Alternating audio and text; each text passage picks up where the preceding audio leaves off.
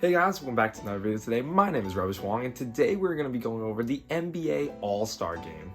Now, first things first, I want to say that my voice isn't completely back yet. It's still a little bit dead. Don't worry, it has nothing to do with any sickness or illnesses or anything. It's just a lot of yelling at sports games to say, so it might be dead for a little while.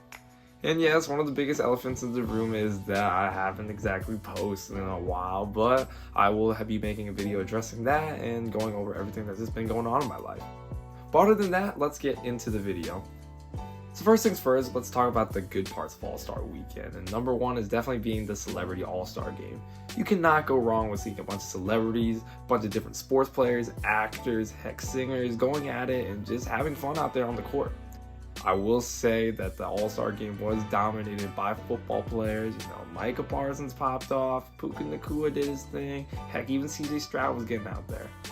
But overall, there's just nothing wrong with seeing a little Celebrity All-Star Game every year. I think the other good thing about All-Star Weekend was getting to see the shooting contest between Steph Curry and Sabrina Ionescu. In this current age of basketball, I think that this shooting contest was very monumental in helping grow the sport for both men and women alike, and overall it was just a really fun competition to see. Sabrina Ionescu made it a game, you know, putting up 26 points and shooting really well out there. It's just unfortunate that she had to go up against one of the greatest shooters of all time, if not the greatest shooter of all time, Steph Curry. And unfortunately, that's where the list ends for all the good stuff of All-Star Weekend. Now we might need to get into the bad parts. So starting off, we got to talk about the Skills Challenge. So the format of the Skills Challenge this year was a little bit weird, as you had 3 different teams, one made up of All-Stars, one made up of first overall draft picks, and one made up of people on the Pacers, as it was held in Indiana after all. And I will say, the challenges on paper didn't seem that bad. It's just that, let's just say some of the players kind of went rogue and made some questionable moments. So we first got to mention Scottie Barnes into this whole thing, you know. First losing the ball in the dribbling part of the skills challenge and then throwing the ball backwards behind his head. What is he doing exactly? And we can't forget the fact that Anthony Edwards tried to drill some threes down with his left hand after all, messing around and pretty much guaranteeing a loss for him and his team, which is just so sad to see for Victor Wembanyama. But yeah, overall, the challenges weren't that fun to watch, you know. It got boring and stale at times, and there really wasn't a lot of competitiveness happening. So moving on from that, we have the three-point contest. And yeah, I'll say that the three-point contest wasn't bad per se, it just didn't stand out, really. The thing about the three-point contest is that it doesn't change that much, as we haven't really touched it like ever since we've added more money balls a few years ago, and ever since we've added those extra deep range balls for 3 points. It doesn't really change that much other than just the competitors.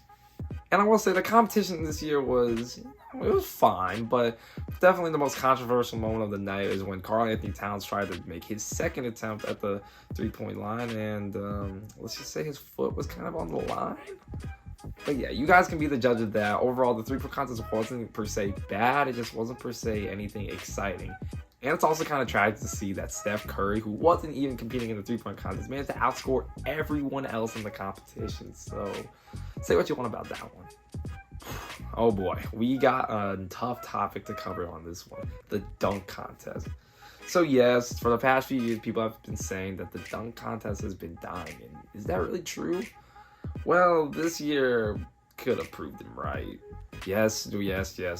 Everyone got their wish of finally seeing an all-star or a star enter the dunk competition, but was it really worth it?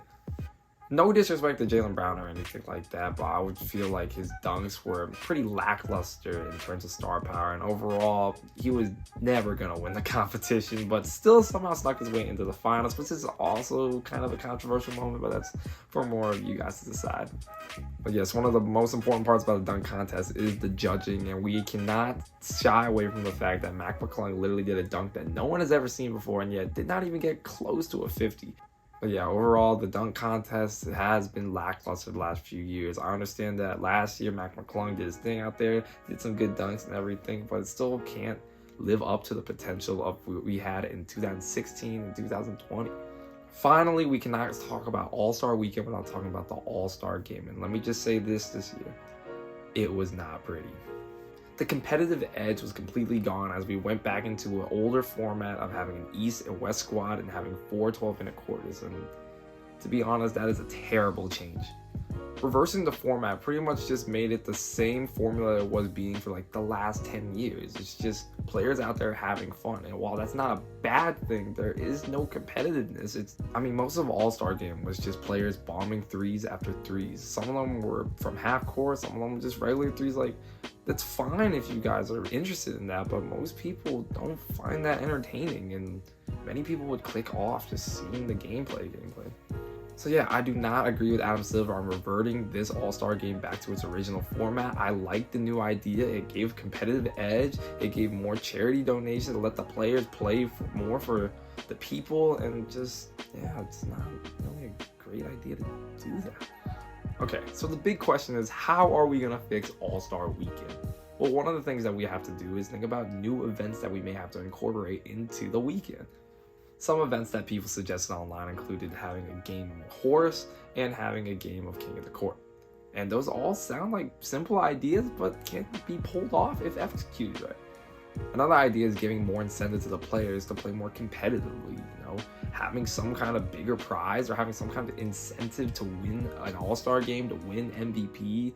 Heck, more of an incentive to even join the three-point contest and the dunk contest will make the competitiveness and the spirit of the game just elevate. And yes, we do need to address the dunk contest again, because it's pretty much the most lackluster part of All-Star Weekend right now, and there has to be a way to save it. I understand that the bar has been set high nowadays. You're seeing dunks that have never been seen before, and you're trying to make players match that level is really hard to do. But I will say that I do not like the new format of scoring. They're now just making it way more difficult than it has to be. I don't know why you can't just stick with the format of 9s and 10s. I understand that may have caused controversy a few years ago. Shout out to you, Dwayne Wade. But overall, I like the old scoring system. It's much more simpler, it's much more fun, and overall just much easier for people to understand what is happening. But yeah, there are definitely other things we can do to fix the All-Star Game. But right now, I want you guys to comment down below what you guys have in mind and how you guys would fix the All-Star Game. So anyway, thank you guys so much for watching. Please like and subscribe down below. And as always, peace.